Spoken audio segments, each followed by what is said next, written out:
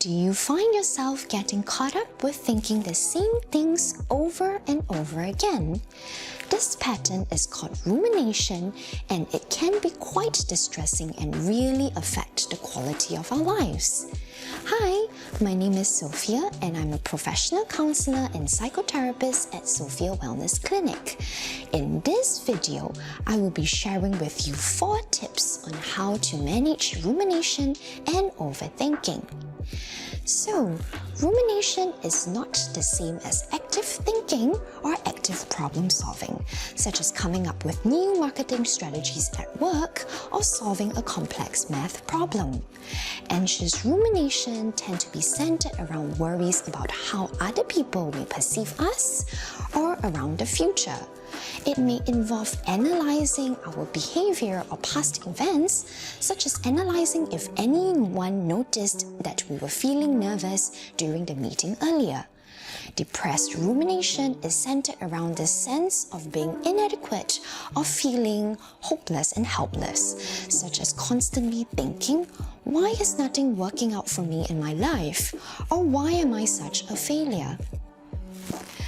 Therefore, the first strategy to manage rumination and overthinking is to see if we can shift into active problem solving to address what we are worried about or concerned about.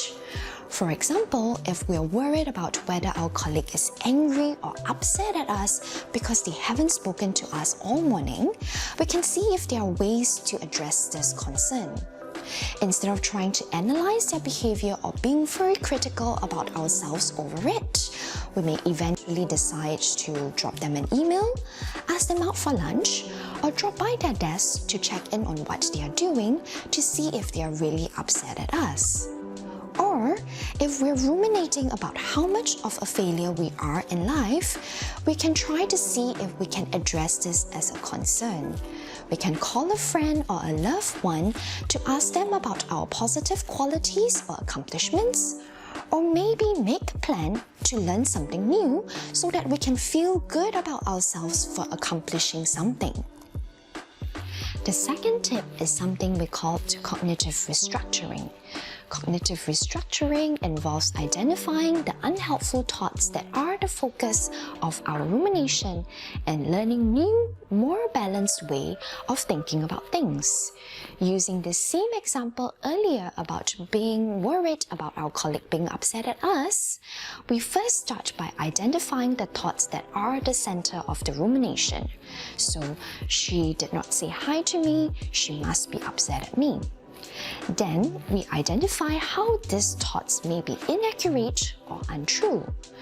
For this scenario, we are actually making a cognitive distortion called jumping to conclusions or mind reading. This is because we simply cannot know what exactly she is thinking. It could be equally possible that she is just very busy at work, or she may be dealing with some personal problems. Then, the last step would be to replace the unhelpful thought with something more helpful. So in this scenario, a more helpful thought would be, she may just be busy, I will check in with her later when she's free. In the scenario of feeling like a failure, a more helpful thought would be, I may not be good at everything, but I'm certainly good at some things. The third strategy to manage rumination is to use distraction. Sometimes, not everything that we are ruminating about can be resolved or addressed, especially if it's something that has happened in our past, such as our childhoods or a past relationship.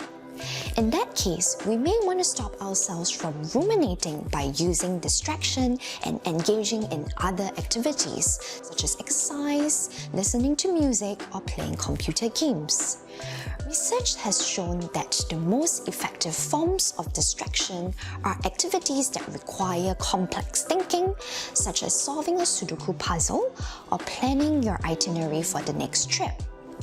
With complex activities, it engages more of our working memory and attention so that we have less mental capacity left for our mind to wander off to something else. Different people have different activities that they find effective in helping to distract them, so it might take you some time to find out what works for you. The fourth and last strategy is to practice mindfulness. We tend to start ruminating when our mind is in what we call the default mode network, which is when we are not fully present in the moment and letting our minds run on autopilot. When I find myself getting caught up with certain thoughts or feelings, what I like to do is to refocus my attention on the breath. By taking a few deep breaths and focusing my attention on the sensations of my breath going in and out, I find that it is really helpful for me to get back to the present moment. You can also use a simple grounding technique such as the 5-4-3-2-1 by consciously noticing and refocusing your attention on 5 things that you can see around you, 4 things that you can feel, 3 things that you can hear, 2 things that you can smell, and 1 thing that you can taste. You may find that it takes some practice and effort to stop rumination and overthinking initially, but over time it becomes something that becomes easier and easier. If you have learned something new from this video, please make sure to subscribe to my channel. If you want to learn more about taking care of your mental health or for professional counseling support, visit my website at www.sophia.com.sg. What is your most effective method of distraction? Let me know down in the comments below. Take care and I will see you soon.